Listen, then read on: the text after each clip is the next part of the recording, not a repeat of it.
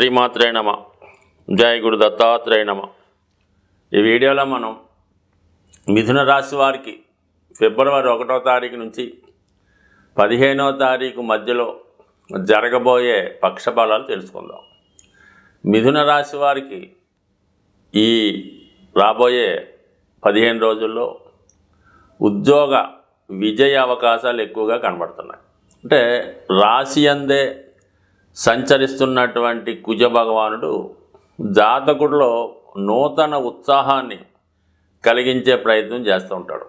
ఇది క్రీడా రంగంలో ఉన్నవారికి, అలాగే పోలీస్ డిపార్ట్మెంట్లో ఉన్నవారికి, ఏదైనా కాంపిటేటివ్తో కూడుకున్నటువంటి ఎగ్జామ్స్లో పాస్ అవ్వడం కానీ, అటువంటి పరీక్షల్లో నెగ్గడం, అలాగే ముఖ్యంగా ఏదైనా లిటిగేషన్లు, కోర్టు సమస్యల నుంచి బయటపడే అవకాశం ఉంది. కొంతమంది అయితే ఆరోగ్యరీత్యా వారి యొక్క ఆరోగ్యాన్ని మెరుగుపరిచే ప్రయత్నంలో ఏదైనా వ్యాయామం, ఎక్సర్సైజు, ప్రాణాయామం లాంటివి చేయడం, ఏదైనా ఒక ప్రకృతి వైద్యశాలలో ప్రవేశించి తగు విధంగా తన యొక్క పర్సనాలిటీని పెంచుకునే ప్రయత్నం జరుగుతూ ఉంటుంది. అంటే మొత్తం మీద జాతకుడు కష్టపడే ప్రయత్నం చేస్తాడు.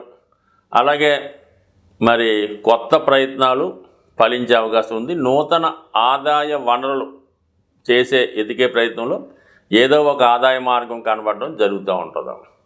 ఇక ముఖ్యంగా భూములు, స్థిరాస్తులపై ఉన్నటువంటి సమస్యలు చాలా వరకు పరిష్కారం అయ్యే అవకాశం ఉంది. బట్ ఏదైనా జాతకుడు ఏదైనా పని అనుకుంటే అది తొందరగా పూర్తి చేసి దాన్ని ఎంబటనే కంప్లీట్ చేద్దాం అనుకుంటాడు. ఏమాత్రం ఆలస్యాన్ని సహించలేకపోతూ ఉంటాడు. ఇక రాష్ట్రాధిపతిగా ఉన్నటువంటి బుధుడు రవితో కలిసి అష్టమ స్థాన సంచారం అనేది జాతకుడికి పరిశోధనా జ్ఞానం పెరిగే అవకాశం ఉంటుంది. చాలా కొత్త విషయాలు తెలుసుకునే ప్రయత్నం చేస్తాడు. అలాగే ధనాన్ని సంపాదించే ప్రయత్నంలో ఏదైనా కొత్త విషయాన్ని తెలుసుకోవడం, తెలిసిన విషయాన్ని 10 మందికి వెల్లడి చేసి చెప్పే ప్రయత్నం జరుగుతూ ఉంటుంది. మొత్తం మీద ఏదైనా నిగూఢంగా ఉన్నటువంటి రహస్యాలు తెలుసుకునే ప్రయత్నం జరుగుతుంది. తన యొక్క సామర్థ్యాన్ని పెంచుకునే ప్రయత్నం చేస్తాడు. రహస్యంగా ఉన్న విషయాలు తెలుసుకునే ప్రయత్నం జరుగుతూ ఉంటుంది. ముఖ్యంగా మరి దశమ స్థానంలో శుక్రగ్రహం ఉచ్చస్థితిలో ఉంటూ రాహుతో కలిసి ఉండడం వల్ల చాలా వరకు ఈ పెళ్లి విషయంలో ప్రేమ సంబంధించిన వ్యవహారాలు, లవ్ అఫేర్స్ లాంటివి ఏమన్నా ఉంటే అవి చాలా వరకు ఫెయిల్యూర్ అయ్యే అవకాశం ఉన్నది. ఇదే సమయంలో కొత్త వారితో పరిచయం అయ్యే అవకాశం ఉంది. బట్ ఏదైనా ఒక స్కామ్లో కానీ, ఏదైనా ఒక స్త్రీలకు సంబంధించిన వ్యవహారంలో చిక్కుకొని దానివల్ల ఇబ్బంది పడడం కానీ జరిగే సూచనలు ఉన్నాయి. లేదా ఏదైనా బ్లాక్మెయిలింగ్ ద్వారా పెద్ద మొత్తంలో ధనాన్ని కోల్పోయే సూచనలు కూడా కనబడుతుంటాయి. సాధ్యమైనంత వరకు ఈ సమయంలో ఇంచుమించుగా ఈ ఫిబ్రవరి నెలంతా కూడా పరిచయం లేని వారితో పరిచయం పెంచుకోవడం కానీ, ఎవరైనా ఇంటికి ఆహ్వానించినా, అలాగే మీ యొక్క సెల్ ఫోన్లో వీడియో కాల్ మాట్లాడినా, కొన్ని అభ్యంతరకరమైనటువంటి కాల్స్ వచ్చినప్పుడు దాన్ని ఇమీడియట్గా కట్ చేసుకోవడం మంచిది. పరిచయం లేని వారితో ఏదైనా విందు వినోదాలు లాంటివో కానీ, వాళ్ళ ఇంటికి వెళ్ళి ఎంజాయ్ చేయడం కానీ కార్యక్రమాలు చేయడం వల్ల ఏదో ఒక ఇబ్బంది, దాని తర్వాత జీవితాంతం బాధపడవలసే చర్యలు కూడా రావచ్చు. కాబట్టి సాధ్యమైనంత వరకు కొత్త వారితోనూ, ఎస్పెషల్లీ అబ్బాయిలైతే స్త్రీలతోనూ, అమ్మాయిలైతే మగవారితోనూ జాగ్రత్తగా వ్యవహరించవలసి ఉంటుంది. బయట ఏదైనా ఆహార పదార్థాలు తినే విషయంలో కానీ, తాగే విషయంలో కానీ జాగ్రత్త వహించడం మంచిది.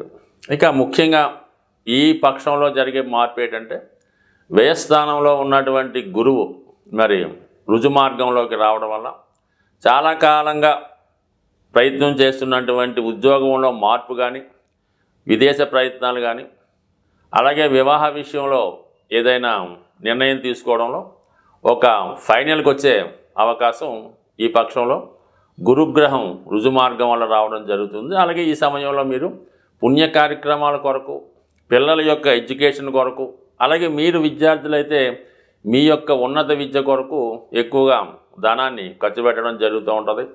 అలాగే మంచి కార్యక్రమాలకి ఎవరన్నా ఇబ్బందుల్లో ఉంటే వారి విద్యకు కానీ, వారి యొక్క వివాహాలకు కానీ ఏదో తమకు కలిగిన విధంగా ఆర్థికపరమైనటువంటి సహకారం కూడా చేసే అవకాశం ఉన్నది.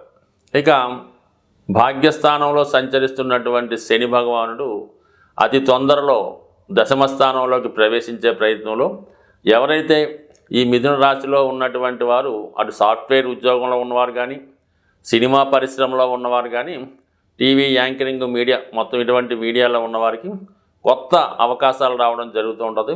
ముఖ్యంగా వారి యొక్క విధి నిర్వహణలో కానీ, వాళ్ళు వ్యక్తిగతంగా ఈ యొక్క సామర్థ్యాన్ని పెంచుకునే ప్రయత్నంలో ఆధునిక యంత్రాలు కంప్యూటర్ లాంటివి ఉపయోగించుకోవడం, కొత్తగా వస్తున్నటువంటి కోర్సులు నేర్చుకొని అవి మీ ఉద్యోగంలో ఇంప్లిమెంట్ చేయడం జరుగుతూ ఉంటుంది. సాధారణంగా ఈ మిథున రాశి వారు కష్టపడకుండా సులభమైన మార్గం ద్వారా ధనాన్ని సంపాదించే ప్రయత్నం చేస్తారు. అందుకనే ఎక్కువ మిథున రాశి వారు ఇప్పుడు వస్తున్నటువంటి సాఫ్ట్వేర్ రంగాన్ని ఎన్నుకోవడం జరుగుతూ ఉంటుంది. కొంతమంది మీడియేటర్గా ఉండి ఏమాత్రం కష్టపడకుండా కేవలం చిన్న చిన్న మార్పుల ద్వారా అనేక ధనాన్ని సంపాదిస్తూ ఉంటారు. అటువంటి వారికి అతి తొందరలో ఈ శని రాహుల కలయిక మరి సాధారణ స్థాయి నుంచి ఉన్నత స్థాయికి తీసుకెళ్లే విధంగా ఈ గ్రహస్థితి కనబడుతూ ఉంది. అలాగే చాలా వరకు విదేశ వ్యవహారాలు కలిసి వస్తాయి. యాస్ట్రీగా చెప్తున్నట్టే మరి ఇంకా మీకు 4-5 నెలలు మాత్రమే టైం ఉంటుంది. ఏదైనా కొత్త గృహం కొనుక్కునే ప్రయత్నం చేస్తే మీరు మే నెలలోపు కొనుక్కుంటే చాలా వరకు మీకు అనుకూలించే అవకాశం ఉంది. దానికి తగినటువంటి ధనం కూడా ప్రస్తుతం మీరు సేకరించే ప్రయత్నంలో అటు కుజగ్రహ అనుగ్రహం, కేతుగ్రహ అనుగ్రహం సొంత గృహ నిర్మాణానికి అనుకూలమైనటువంటి స్థితి కనబడుతుంది. సాధారణంగా జాతకంలో గ్రహాలు పెడుతున్నటువంటి ఇబ్బందుల నుంచి బయటపడాలంటే సూర్య భగవాను ఆరాధించవలసి ఉంటుంది. అంటే ప్రతినిత్యం సూర్య నమస్కారం చేసుకోవడం, అలాగే ఆదిత్య హృదయం లాంటివి చదువుకోవడం కామన్గా చేస్తున్నప్పుడు కూడా చాలామందికి ఇవి కుదరనప్పుడు సూర్యునికి సంబంధించినటువంటి అత్యంత విశేషమైనటువంటి రోజు రథసప్తమి. అంటే సూర్యుడు తన యొక్క రథాల వేగాన్ని పెంచుతూ అక్కడి నుంచి ఎండల యొక్క తీవ్రత పెరగడం జరుగుతూ ఉంటుంది. అంటే ఫిబ్రవరి 4వ తారీఖున వస్తున్నటువంటి రథసప్తమి రోజు విధి విధానంగా వారి యొక్క ప్రాంతీయ ఆచారాలను బట్టి సూర్య భగవానుడికి పూజ చేసుకోవడం జరుగుతూ ఉంటుంది. అంటే సూర్య భగవానుడికి ఏంటంటే పాయసం నైవేద్యంగా పెట్టడం జరుగుతూ ఉంటుంది. అంటే పురాణాలు చెప్పిన ప్రకారం సూర్య భగవానుడికి పళ్ళు సరిగ్గా ఉండవు కాబట్టి మెత్తని పదార్థాలు నైవేద్యంగా పెట్టవలసి ఉంటుంది. మరి ఆ రోజు సూర్యుని దిక్కు అంటే సూర్యుడు ఉదయించే దిక్కులో ఈ ఆవు పేడతో చేసినటువంటి పిడకలు సేకరించి దాంట్లో రాజేసి దానిపైన ఒక రాగి పాత్రలో కానీ, స్టీల్ పాత్ర కాకుండా వేరే పాత్రలో కొత్త దాంట్లో వీలైతే మరి ఆవు పాలలో మరి కొత్త బియ్యం పోసి పాయసం అక్కడ తయారు చేసి ఆ పాయసాన్ని మనకి సూర్యభగవానుడికి నైవేద్యంగా పెట్టడం.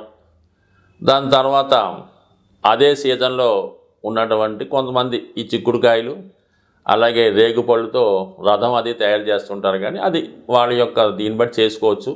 ఏదైనా పాయసం నైవేద్యంగా పెట్టడం వల్ల ఒకటేంటంటే దీర్ఘకాలికంగా అనారోగ్య సమస్యలతో బాధపడుతున్నవారు, ఆర్థిక సమస్యలతో బాధపడుతున్నారు, వివాహం వాయిదా పడుతున్న వాళ్ళు ఖచ్చితంగా ఆ రోజు ఈ సూర్యభగవాన్ని పూజ చేసి ఇంచుమించుగా ఆ రోజంతా కూడా చాలా నియమంగా ఉంటూ వీలైతే ఆ సూర్య ప్రసాదాన్ని నైవేద్యంగా ఆ రోజు గడపడం వల్ల, అలాగే సూర్యాష్టకం, ఆదిత్య హృదయం చదువుకోవడం వల్ల చాలా వరకు సూర్యభగవాను యొక్క అనుగ్రహానికి పాత్రలు అవుతారు. అంటే సూర్యభగవాను యొక్క అనుగ్రహం ఉంటే 100% జాతకుడు ఎటువంటి సమస్య అన్నా బయటపడతాడు. కేవలం మీ యొక్క రుణాలు తీరాలంటే ధనం ఇచ్చే ఏకైక గ్రహం సూర్యభగవానుడు. ఆ సూర్యభగవాన్ని మీరు ప్రసన్నం చేసుకోండి. ఎందుకంటే మరి సూర్యుడు తన యొక్క ఈ మకర రాశి నుంచి స్టార్ట్ అయిన ఈ ప్రయాణం మేషరాశిలో ఉచ్చస్థితి, అక్కడి నుంచి ఈ కత్తుళ్ళు ఇవన్నీ ఎండలు పెరగడం ఇవన్నీ ఉన్నాయి. కాబట్టి ఏదైనా జీవితాన్ని అభివృద్ధి పరుచుకొని మంచి మార్గంలో వెళదాం అనుకున్న వాళ్ళకి, అటు ఐశ్వర్యం ఆరోగ్యం పొందాం అనుకున్న వారికి ఈ యొక్క రథసప్తమి విశేషమైనటువంటి పుణ్యదినంగా మరి అందరూ కూడా చేసుకోవడం వల్ల ఖచ్చితంగా మీకు సూర్యభగవాని అనుగ్రహంతో అష్టైశ్వర్యాలు ఆరోగ్యం కలగాలని కోరుతూ, చాలా వరకు మనకి గ్రహస్థితి బాగుంది, అన్ని సౌకర్యాలు ఉన్నాయి, అయినా దీర్ఘకాలంగా సమస్యలు ఎదురవుతూ ఉంటాయి. ముఖ్యంగా ఏంటంటే ఆ కుటుంబంలో ఉన్నటువంటి పిల్లలు వివాహాలు వాయిదా పడడం, ముఖ్యంగా భార్యాభర్తల్లో భార్యకి హెల్త్ ప్రాబ్లమ్సు, భర్తకి యజమానికి ఏదైనా బలహీనతలు అంటే ఏదైనా పేకాట, తాగుడు, వ్యసనం, జోదం లాంటివి ఉండడం జరుగుతూ ఉంటాయి. ఇవి సాధారణంగా ఈ గృహాలు సరిగ్గా వాస్తు లేకపోవడం వల్ల ఇటువంటి సమస్యలు ఎదురవడం జరుగుతూ ఉంటుంది. అంటే ఒక కుటుంబంలో భార్యాభర్తల మధ్య, తండ్రికి కొడుకులకి మధ్య విభేదాలకి వాస్తు కారణం అవుతూ ఉంటుంది. ఇది ఇల్లు మనం కట్టుకున్న తర్వాత 7 సంవత్సరాల తర్వాత దీని ప్రభావం చాలా వరకు ఎక్కువగా ఉంటుంది.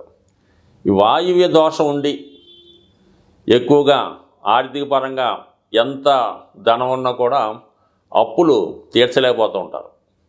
వాయువు దోషం ఉన్నప్పుడు ఏమవుతుందంటే ప్రేమ వివాహాలు, పెళ్ళిళ్ళు వాయిదా పడటం జరుగుతూ ఉంటుంది. దానికి నైరుతి కూడా వాస్తు దోషం ఉన్నప్పుడు ప్రభుత్వ అధికారుల నుంచి income tax rights, ED rights జరుగుతూ ఉంటాయన్నమాట. అలాగే సడన్గా ప్రమాదాలు, వాహన ప్రమాదాలు కూడా జరుగుతూ ఉంటాయి.